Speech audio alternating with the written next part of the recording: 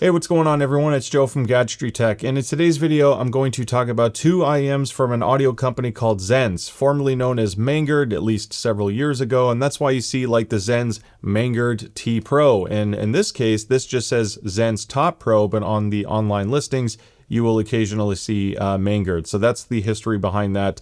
We're just going to assume they're both Mangird, Top Pro, and Top Pro. As always, I'm going to do my best to include a too long didn't watch chapter to save you some time in case this helps steer you in the right direction on if you should continue watching this or not, because I respect your time.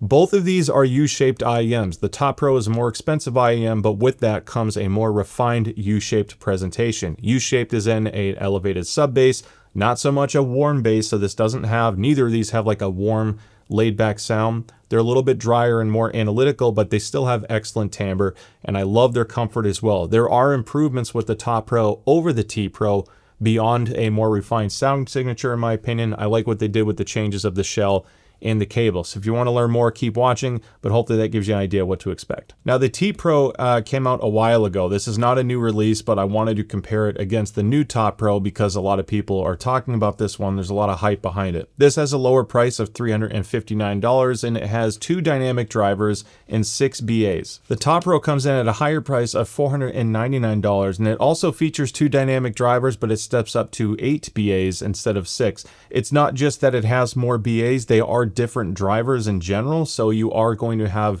more characteristic changes than simply having more drivers. More or less drivers doesn't guarantee anything is going to sound a certain way.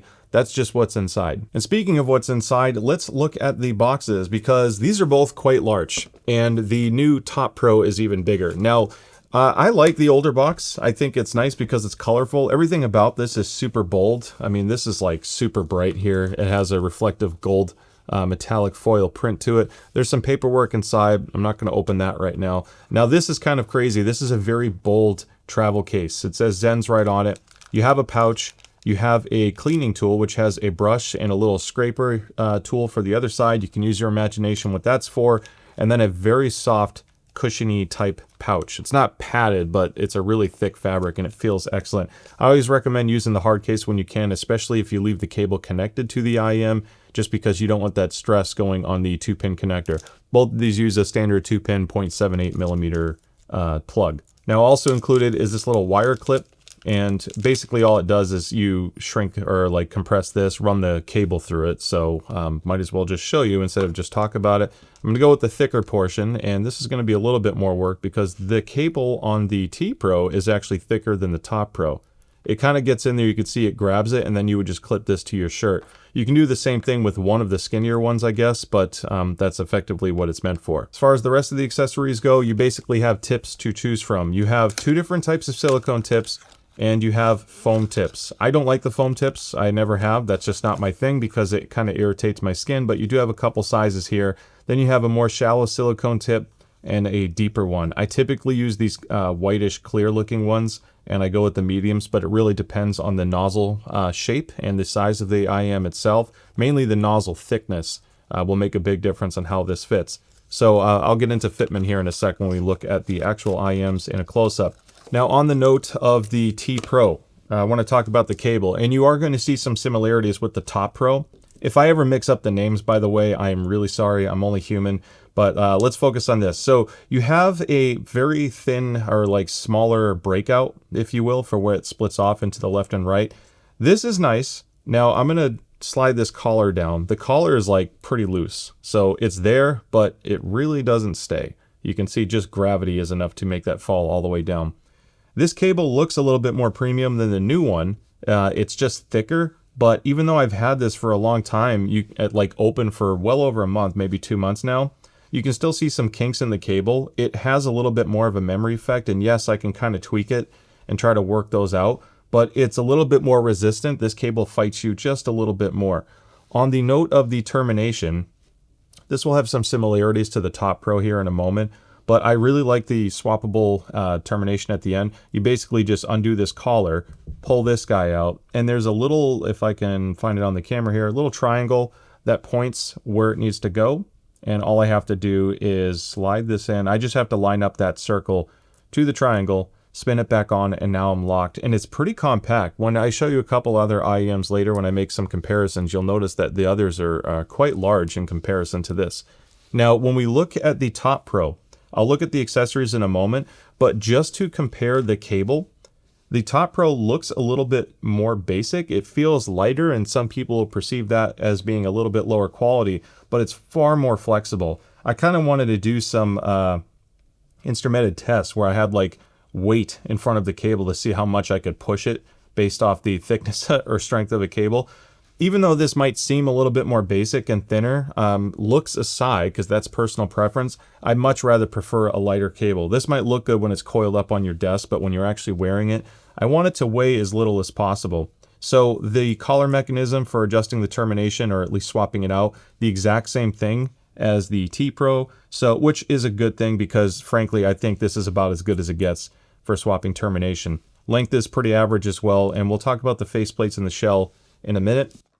Let's go with the unboxing experience of the Top Pro. Top Pro box is a little bit bigger and it feels more premium. It's a more expensive IEM, obviously, so it's nice to see that you're not just getting a more expensive price point thanks to the market changes. Everything is presented a little bit higher quality. And then you have this nice case. This case is a little bit more luxurious and subdued compared to the T Pro. And otherwise, it's very similar packaging. You have the scraper brush tool, you have the same wire clip that I threw, and then you have that nice, really soft pouch. I like the accessories here. I think the zipper actually feels quite nice, and there's a little bit of padding on the leatherette outer as well. So a little bit more room with this one. You can actually fit a DAC in this, or a little DAP if it's small enough. And then as far as the rest of the accessories go, you have a nice presentation for the tips. This, it says 4.4, but I obviously switched it. Normally the 4.4 is there, and it comes with the 3.5 installed by default. And then you have a 1/4 inch adapter or 6.3 millimeter adapter from your 3.5. So on the note of the tips, they say sound balance, sound isolation, and strong atmosphere and low frequency cohesion. There is a tiny change on the silicone tips. So unlike the T Pro, the Top Pro gives you 3 different sizes of memory foam, and then you get 2 different sets of silicone tips. Kind of similar to before. The difference with these guys is the gray ones are more shallow. They're basically just not as tall, and then the white ones are a more traditional length. You can play around with this a lot, and I can tell you that as much as it's nice to have different ones, these aren't so different with each other. It's just going to adjust how far in the IEM sits in your ear. Very heavily dependent on your ear canal shape and like the opening of your ear. And because of that, and because of how similar these are, there's a chance that all 3 of these types won't be the best tip for you for this particular IEM or another. Always experiment with tips until you find the right one that fits your ear. It'll be a game-changing experience, like as far as your listening experience goes, because if you don't have a perfect seal, it greatly impacts the way an IEM performs. It might sound hollow, it lacks bass, sounds like a walkie-talkie effect depending on how bad the seal is. So it's worth experimenting with it. I personally just went with the traditional length, and because of the IEM shells and shapes being what they are, I got a perfect seal and no real complaints on overall comfort, at least for 1 to 2 hour listening sessions. Anything past that, as with most IEMs, I have to take a break, otherwise it gets a little much. So now it's time to take a look at the shell up close. And just to note, on the termination of the older T Pro, it's a silver plug, and even though the labeling is on the outside where you see the R here, it doesn't stand out as much. And for some reason, because they went with a black termination on the end, you can see the L and R stick out just a little bit more. A lot of IEMs don't really have a clear label like this. You can see it as a Pro, but frankly, once you get used to IEMs, you basically just look at the hook and you should quickly know which side is which. It helps with putting the cable in, so usually I like a little bit more subtle label because it looks less busy. So let's remove the termination and focus on the shell itself, and I'll make some comparisons and show you the Top Pro next to it. So I might as well just take one out. So I grabbed the left one. We're going to do the same thing on both. So we have 2 left shells to each other. It's very interesting to see what is similar and what is different. And surprisingly, there's quite a bit of a difference here among their design. So right off the bat, you can see that they have a slightly different shape. The older T Pro has a metal housing, and this brushed, or this like gorgeous resin front face looks really pretty. There's a lot of detail to it, and I think they really honestly have a nice aesthetic of having like a lot of depth and something special about the faceplate. It doesn't look too generic, but it's not so over the top and flashy. So it's a decent balance, but faceplate looks, that's all very much a personal preference thing. Then when you look at it from this angle, you can see that there is a different shape there as well. I'm going to do some measurements here, but just the overall change in the curvature, it's a little bit different in terms of extremes for how far in the shell goes. Now on the new one, the Top Pro, this is an acrylic shell as opposed to metal, and it weighs significantly less. So I'm going to put this on the scale. Without any tips or cable, the Top Pro weighs 5.42 grams on my scale. Let's just do this twice for consistency, 5.42. Then I put on the older T Pro, and I'm at 6.57. So having a little bit of a weight savings on the IEM itself helps a lot with me for comfort. I'm not a huge IEM fan for long-term listening. It's nice from a breathability standpoint, but anything that's heavy after a while hooked and in my ear, it does become uncomfortable after a little bit. So I actually like that they switched to a acrylic design with the new shell. It's transparent to an extent, or translucent, I guess. You can kind of see inside, but the real star of the show here is that faceplate. I think it's just stunning. I know this is going to be a personal preference thing, but seeing that much detail and depth into the faceplate, it looks nice. It catches the light, and I think this works well regardless of what your personal preferences are. But I think that's actually one of the selling points of these IEMs, isn't just the sound and the tuning, but also the style, because they look kind of flashy and a little higher end. So let's look at the close-ups of the dimensions itself. So what I like to do, typically, it's hard with this because the Top Pro has a bigger curve right here, but I try to get the depth as much as possible. So I can do it two ways. I can try to hook onto this, but if I go into the depth of the nozzle, and let me just turn this a little bit to where it goes to the inside, I have about 11.5 millimeters of depth.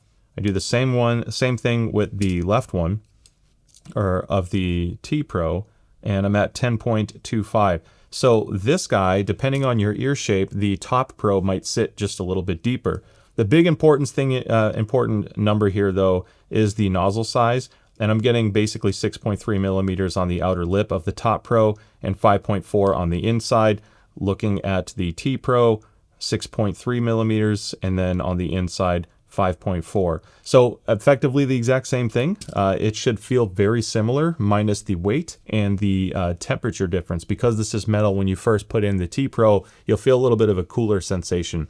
I don't really think there's any massive change between the two in terms of overall ergonomics outside of the weight and material skin feel, but the general shape is close enough to each other that ergonomically I have a very similar short-term and long-term comfort. If I try to get the width of the shell here on the T Pro, I'm at 18.14, and then hopefully the camera's not adding some glare to that, and then I'm at 17.5 for this guy. So it's just slightly different shape, but not drastic enough where I feel like they're two different IEMs entirely. There's 23 millimeters approximately, and on the height of the T Pro, I'm at 24 millimeters. So they're kind of, bouncing back and forth on a millimeter or two here and there. Both of these guys are vented, so if you are concerned with having that plunger effect, these really don't have that. There's definitely a strong occlusion with these, but it doesn't have like that full-on seal and suction cup type feeling that I get with something like the Kiwi Ears Orchestra Light. So I'm pleased to see the vents there. As far as the modeling of these go, you can see clearly how the T Pro looks on my ear. Again, very similar placement compared to the Top Pro. I'm not really feeling anything different aside from the temperature impact initially, but long term I do notice that this one disappears more in my ear. So if comfort is very important to you, I think paying a little bit extra for the Top Pro between these two does give you a noticeable improvement in comfort. It also helps that the cable is a little bit lighter on the Top Pro as well. So this just does a better job of disappearing once you have it put in. Now, accessories, design, pricing, all of that stuff is important, but at the end of the day, regardless of price, it has to sound good. If it sounds like crap, then there's really not much of a point in considering this unless you're just a collector of pretty shells. So when we look at the sound quality from an objective standpoint, I'm using an IEC711 coupler clone, straight IEM to the coupler clone. I'm not using a pinna simulator for my measurements on IEMs. And if you look at how the T Pro and the Top Pro compare to each other, the Top Pro has a little bit less bass. The newer model is a little bit leaner in the bass department, at least purely on amplitude on my frequency response measurements. It's also balanced out further by having a little bit more presence in the upper mid-range. You can see a lift That happens kind of like 2 to 4,000 hertz. And then overall, it's a similar sound signature. It should sound quite comparable to each other. So just to be blunt, if you already own a T Pro and you're looking to understand the differences in the Top Pro, it's definitely a familiar house sound. It's not wildly different, but there are some benefits that I like more on the Top Pro. One thing that does stand out aside from being similar to each other though is the high treble area. It's noticeable as outside of bass, this little peak here that you get on my rig, closer to like 7,500 hertz or so it seems, but it's a little bit stronger on the Mangird T Pro. And what happens is if you hear like certain metallic instruments or glass breaking or something like that, that one peak might be enough where it comes across as a little bit too bright, maybe a little too clangy sounding to you.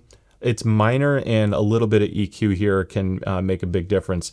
The overall treble presentation on the Top Pro, the newer one, is slightly brighter in the high treble. It's a little bit more airy sounding, but it's not drastic, and because there's less peaks and dips, it comes across as a little bit more coherent. The other thing that's noticeable is the bass delivery. So both of these are U-shaped. They are not trying to be a warm, neutral sound. The vocal timbre on these are quite good, and they do sound fairly accurate in the vocal region, but this bass emphasis is definitely focused on the deeper bass. So think of the bass being a little bit softer, a little bit thumpier, and with really good sub-bass extension.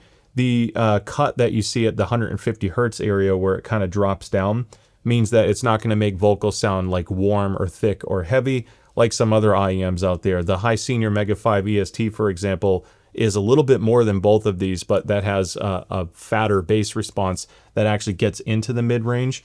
So what's interesting about this guy, so this is going to segue into the subjective side. So I'm going to stop this recording on the screen, and we're going to get into the subjective differences now. So by having a slightly leaner and less aggressive bass profile on the Top Pro, I did notice that the bass sounds a little bit more tactile and nuanced. Both of these are not bass monsters in terms of bass definition and mid-bass like punch, kick, slam type thing. They sound a little bit softer, but for like your EDM, rap, movie content, playing games, the sub bass is excellent on both of these. It's very strong, it's very immersive sounding, and for some people, you won't necessarily need that super clinical mid-bass punch anyway. It really depends what you listen to. Because the Top Pro, the newer one, is a little bit leaner here, I feel like the bass sounds a little bit cleaner, and it's easier to pick up some of the nuances in the bass. And I think as a byproduct, when you have a slightly leaner bass and just a little bit more forward vocal presentation, that whole 2 to 4K area, the Top Pro just overall lends itself better to things like rock music. If you're listening to 80s rock or metal, just in general, I think the Top Pro is a better listen to that. I would prefer something with a warmer sound profile for rock in general, but if you are looking between these two in particular and you're trying to find a jack of all trades, the Top Pro does have a more versatile sound signature while still giving you that really strong sub bass that a lot of people are craving. Now, because the warmth isn't necessarily there, vocals, even though they sound extremely natural, the vocals come through a little bit more forward on the Top Pro. They definitely feel like it's not just that they're louder, there's definitely more technical chops on the Top Pro. Whatever they did, aside from the driver changes and the tuning, it sounds almost like you're lifting a veil just a little bit, and I'm getting just more detail. Vocals are definitely a little bit more forward, but they sound incredibly natural to me. The only difference that I notice with these guys when I start comparing it to some others that I've really enjoyed is they sound a little bit more clinical, a little bit drier. So if you're chasing for like that warm, gooey sound signature, these aren't that. And that's going to lead me to the discussion of a couple of other IEMs that frankly, and there's so many out there, so I had to just pick a couple realistically to keep this video at a reasonable length. And I just want to get right into it. So the Kiwi Astral, this I'll be reviewing along with several other Kiwi audio IEMs. This is only $300. And it has very similar technicality performance to the older T Pro. Really surprised at how analytical and good this can perform. And there's a little bit more lift at like the 1 to 2,000 hertz area. So I actually think that the Kiwi Astral does a little bit better job for rock music. It seems to have just a little bit more bite with guitars, and I really enjoy that. And the bass profile is very similar to both of these. It kind of falls in the middle. What's interesting though is aside from the bass being comparable to each other, I still think there's just a little bit more bass definition on both of these Xenns IEMs. I think they just get a little bit more out of the song, where this one you hear the bass, but it doesn't seem to be as controlled as these two guys. It's still a great IEM. I think for the money, getting that level of technicality, performance, and overall timbre, and that nice little attack that I get at 1 to 2K is a really nice complementary sound to a lot of songs. And the fact that this is $299 is great as well. I'm not as much of a fan of the cable. There is definitely a little bit of a memory effect here. My biggest issue with the cable is the termination. It's absolutely massive. They don't use a locking collar, but just to put it in perspective, if you look at the difference, just this adapter is effectively bigger than the entire termination of the Top Pro. And when you add this in, it might not be an issue for like tabletop listening. And if anything, this is very easy to grab and remove from your amp. So if you're primarily a desktop listener, you'll really like the Astral's handling. This little concave like grip on the plug is excellent. It just makes it so easy to remove. However, if you're a portable listener, I would much rather prefer the Xenns termination. So you can always EQ this a little bit if that portability is an important aspect to you. But this is a very surprising contender for $299. Overall, a very similar presentation in terms of dryness, and it's also a U-shaped IEM. But I would still lean towards both of these overall when it comes to technical performance, bass delivery, and your mid-range. The difference with the Astral is the high treble presentation is definitely stronger, like 15,000 hertz and up. So it sounds super airy. If you tend to not be as sensitive to the higher frequencies, you might actually like the Astral the most because it's going to help kind of breathe some life and air into what you're listening to. Then you have the Dusk, which has a very different approach. This guy is the least expensive one, or close to it, I guess. The T Pro is a little bit less. But the Dusk, the 2024 edition from Moondrop and Critical, to this day still has one of the best bass deliveries I've ever heard. It's not like a sub-bass monster. It's not Kiwi Ears KE4 bass, Soft Ears Volume S, or even the T Pro in terms of overall amplitude. But it just gets dynamics and punch and impact so well. And the vocal presentation is a little bit more laid back, but also very versatile in terms of being very well nuanced. You have like a little bit of richness to the vocals because this is tuned to have a little bit more mid-bass presentation than both of the Xenns IEMs. Overall, what's interesting is I think I can daily the Dusk more in terms of everyday use because the bass is nice and punchy, and I think the mid-range is more forgiving if you listen to 20 different genres of music. If you're just swapping these back and forth, if you don't find a song that exposes the hot spots in the treble of the T Pro and the Top Pro, both of the T and the Top Pro IEMs will come across as a little bit more analytical sounding, I think, a little bit more energetic, and frankly, some people will like that more. They'll find it more engaging and exciting to listen to, and the Dusk might sound a little bit boring. I think it's only when you listen to like 30 to 50 songs and you're constantly going back and forth that you might start leaning towards a more relaxed presentation with the Dusk. The other thing with the Dusk is I actually prefer it with the DSP cable, which completely changes the class and how you're listening to this. If you're listening to this with the analog cable, the tuning changes and then it starts getting closer to the mid-range timbre of the Astral because of that 1 to 2K change that this has.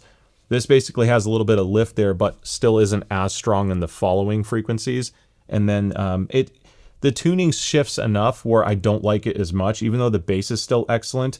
If you want Dusk type performance, but without using the DSP, I think the High Senior Mega 5 EST will get you closer to that, but you're paying a bit more money. So it's an interesting conundrum because there's just so many good IEMs out there.